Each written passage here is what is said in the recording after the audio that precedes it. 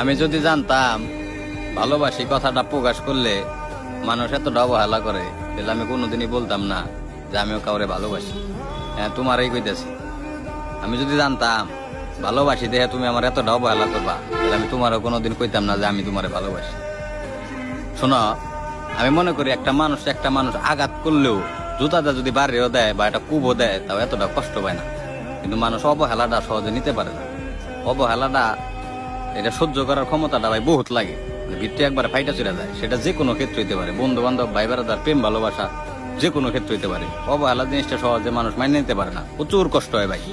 যারা অবহেলার পরিণতি বা শিকার হয়েছে, ওরা একমাত্র আমার কথাগুলো বুঝতে পারবো। আমি হয়েছি ভাই, এই কারণে আমি কথাটি কইতেছি।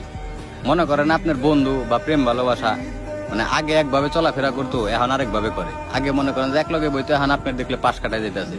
আপনি কিন্তু অনেক ভালোবাসেন, এই ভালোবাসার পরেও যে অবহেলাটা করে বা ভুল বুঝে মাঝে মাঝে, এগুলা মনে করেন ভাই সহজে মাইনে নেওয়া যায় না। এগুলা মনে করেন যে ভিতরে না ভাই চুরমার করে ফেলাই দেয়।